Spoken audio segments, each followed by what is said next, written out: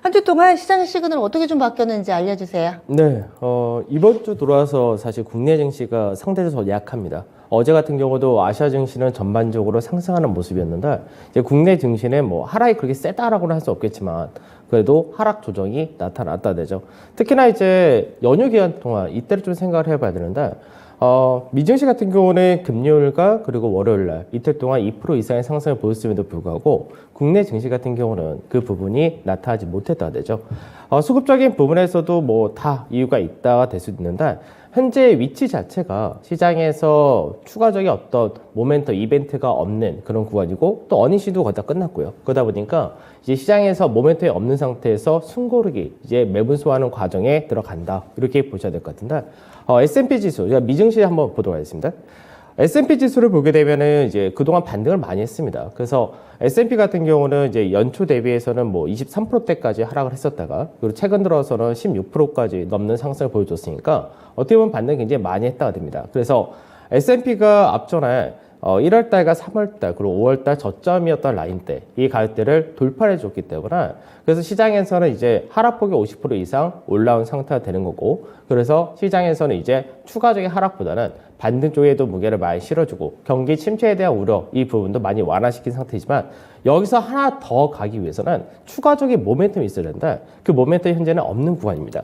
그러다 보니까 시장에서 단기 상승을 많이 한 만큼 차익 실현 욕구도 발생될 수밖에 없는 그런 위치가 되는 거고 차트적인 부분에서도 보시다시피 딱 지금 노란색으로 박스 쳐놓은 자리대가 굉장히 좀 중요한 자리가 되겠죠. 올해 1월 달에 하락할 때도 처음에는 지지를 받았던 자리였고 바닥을 만들고 저항을 만들고 왔다 갔다 했던 자리였기 때문에 이 라인대에서는 이제 숨고르기 매물 소화할 수밖에 없다. 이렇게 보셔야 될 것 같고 그러고 나서 이 노란색 선을 중심으로 위에는 빨간색을 제가 쳐놓고 밑에는 파란색을 해놨는데 이제 빨간색 위로 올라간다면은 시장에서는 더 기대치를 높게 만들어줄 것이고 파란색으로 내려간다면 또 부정적인 시각이 굉장히 많아질 텐데 당분간은 파란색으로 내려간다라는 관점보다는 이미 이평이라든지 이런 것들은 이미 상승 쪽으로 자리 잡았기 때문에 그래서 이제 중간에서의 한 4,160에서 4,300포인트라는 박스권에서의 매물 소화, 숨고르기 과정에 들어간다. 이렇게 보시면 될 것 같습니다.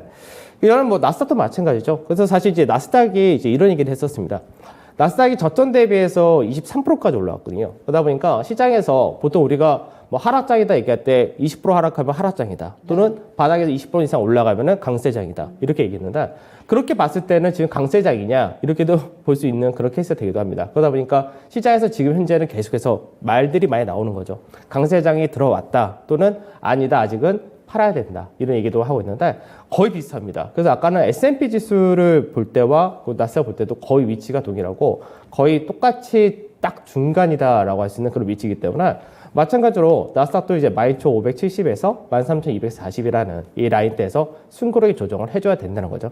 우리나라도 마찬가지지만 미증시도 4주 연속 상승을 했으니까 4주 연속 상승했으니까 최소 1, 2주 정도는 이런 과정을 보이는 것이 뭐라 할 수가 없는 부분이고 실제 변동성 지수라든지 이런 쪽은 아직까지도 20에서 왔다 갔다 합니다. 그렇기 때문에 변동성이 막 커지면서 시장에 공포감을 만들어준다 이런 게 아니라 차익 실현하는 쪽과 그리고 이제 저감에서 들어온 쪽이 계속해서 나타나면서 숨고르게 한다 이렇게 보시면 되겠습니다. 네, 미증시 차트를 봤는데 국내 증시는 사실 오름폭이 미증시만큼이 아니었잖아요. 근데 조정받은 때는 또 같이 받네요.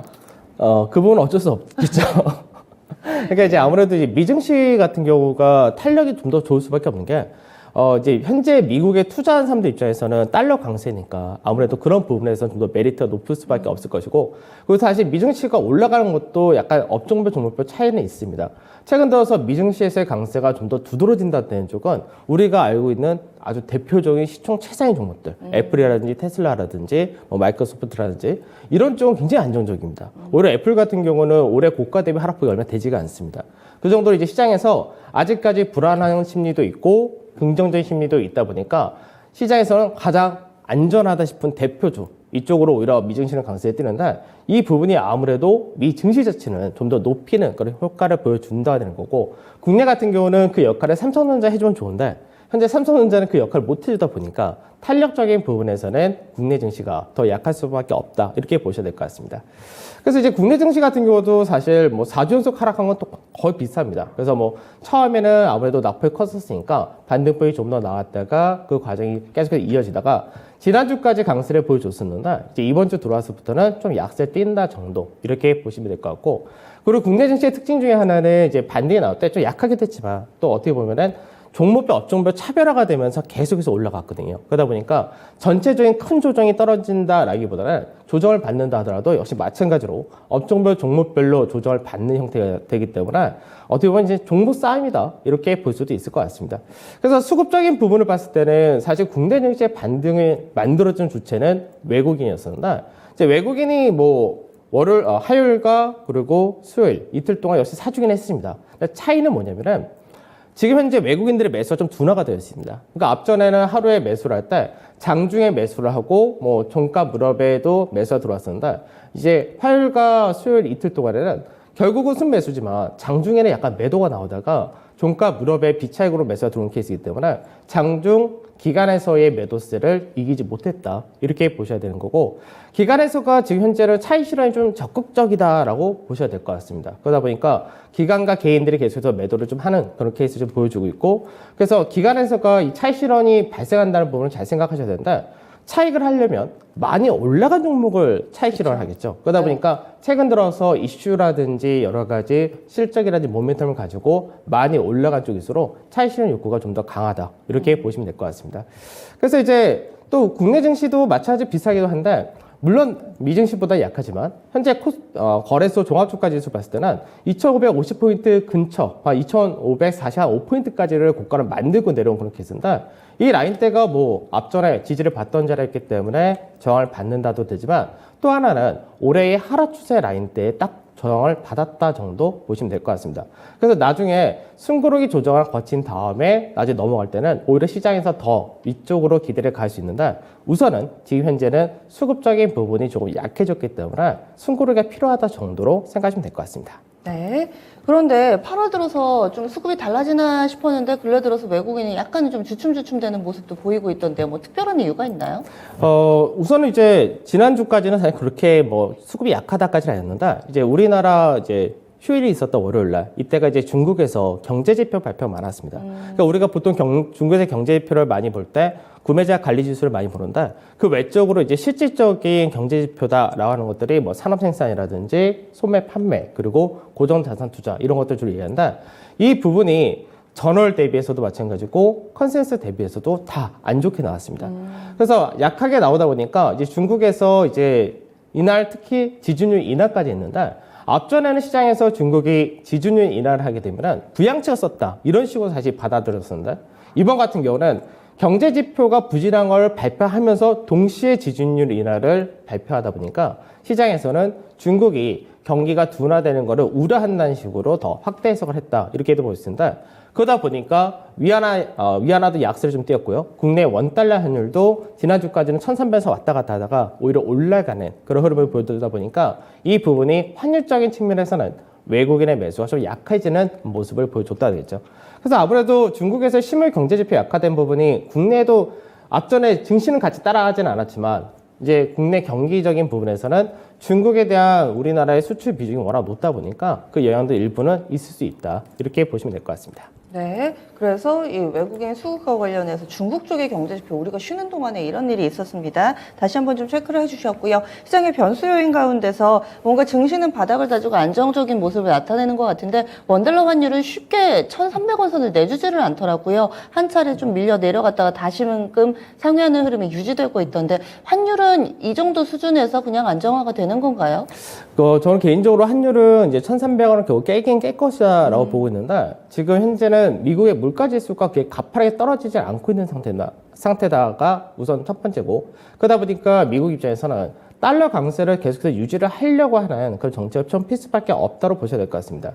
그래서 달러 강세라는 부분이 결국 상대적인 거기 때문에 이제 유럽에서 이제 얼만큼 통화 정책가 좀 강화하느냐, 그러니까 금리 인상을 더 많이 하느냐라든지 이런 부분이 좀 나타나 줘야지만 실제로 이제 달러가 좀 꺾일 수 있기 때문에 그런 부분이 나와줘야 국내 원달러 환율도 떨어진다로 보셔야 될 것 같은데, 최근 들어서는 실제로 이제 뭐 7월 달에 한번 위로 한번 간 걸 제외하면은 실제 2달 동안 계속해서 1296원에서 1315원 이 라인들이 계속해서 왔다 갔다 했었는데 어제도 이제 여기 환율에서 보게 되면은 1315원 정도에서 딱 마감이 된 그런 모습입니다. 그래서 어떻게 이해하면은 이제 환율이 1315원을 넘어가지만 않는다면은 다시 한번 환율이 1315원일 때가 저점이 될 수 있는 그런 케이스가 될 수 있는데 중요한 건 그래도 이 박스권을 하향 이탈하는 모습이 나타나 줘야지 국내 증시 자체가 한 단계 레벨업 할 수 있는 그런 모멘텀을 만들 수 있다 정도 이렇게 보셔야 되겠습니다. 그리고 하나 더 질문 드리고 싶은 게 요즘 들어서 보도에 코픽스 얘기가 좀 나오더라고요. 네.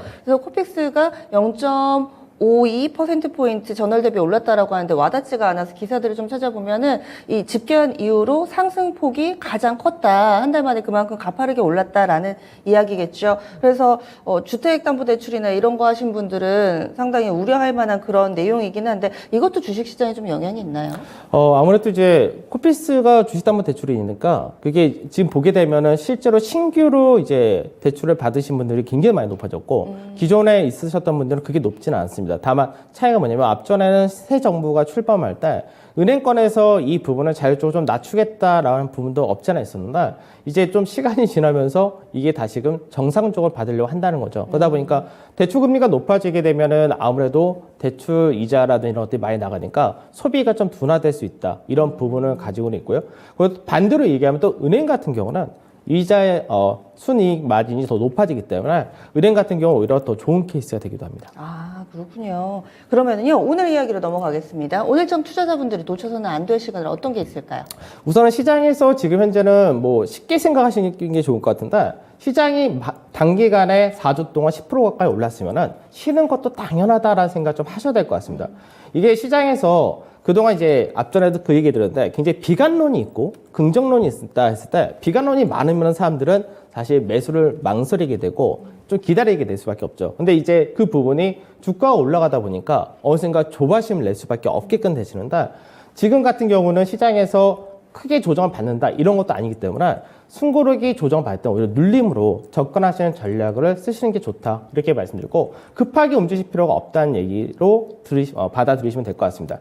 그다음 이제 시장에서 2분기 어닝 시즌도 이미 종료가 딱 됐습니다. 그래서 종료되다 보니까 아무래도 차익 실현을 하고 싶은 쪽은 현재 기간을 비롯해서 일부가 나타난다 이렇게 보시면 되고 반대로 매수를 지속한다라는 거는 어느 정도 계속 앞으로의 시장에 대한 기대치도 가지고 있는 쪽 이렇게 되기 때문에 그냥 자연스러운 매물 소화 과정이다 보시고 또 하나는 시장에서 지금 현재 이슈로 많이 움직였던 쪽이 사실 신재생과 방사 이런 쪽 요즘 태조 이방원 뭐 이렇게 얘기를 하는데 이쪽이 굉장히 좀 핫했던 쪽인데 그쪽은 거래를 한번 강하게 들어왔다가 이제 또 차익 실현이 나올 수 있기 때문에 이슈가 많았던 쪽보다는 오히려 지금 구간에서는 시장 자체가 업종별 종목별로 또 조정폭이 다르기 때문에 이슈가 강했던 이 외적인 종목군을 오히려 관심 있게 보시는 것이 좋을 것 같다라고 말씀드린다. 사실 이런 쪽에 이제 아직은 너무 좀 이른 이야기 같은데 배당 관련주, 이제 은행 같은 경우가 가장 대표적인 케이스인데 아까도 말씀드렸듯이 뭐 코피스 금리라든지 이제 은행 순 이자 마진이 높아지는 그런 구조가 계속해서 이어지기 때문에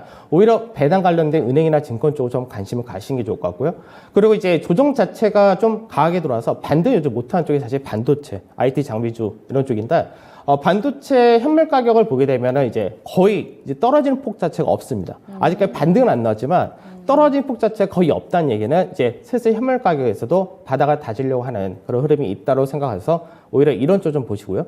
그리고 이제 내수 유통 관련해서는 그동안 코로나가 워낙에 심했기 때문에 내수 관련된 리오프닝 관련도 굉장히 좀 시장에서는 관심을 못 받고 있었는데 뭐 정부의 얘기로는 이달 말쯤이면은 정점 찍는다 뭐 이렇게 얘기를 하기도 하고 다음 달에 추석이 있으니까 그에 따른 단기적인 모멘텀은 좀 같지 않을까 이렇게 볼 수 있을 것 같습니다. 그래서 지수 자체를 많이 빠지면 한 2480 정도? 사실 2480이라 해봐야 지금 위치에서 한 2%밖에 되진 않습니다. 맞아요. 얼마 되지 않기 때문에 한 2480에서 2520이라는 자리대 정도는 신규 눌림으로써 느긋하게 좀 잡아가도 좋은 자리다 이렇게 생각하고 가시면 될 것 같습니다.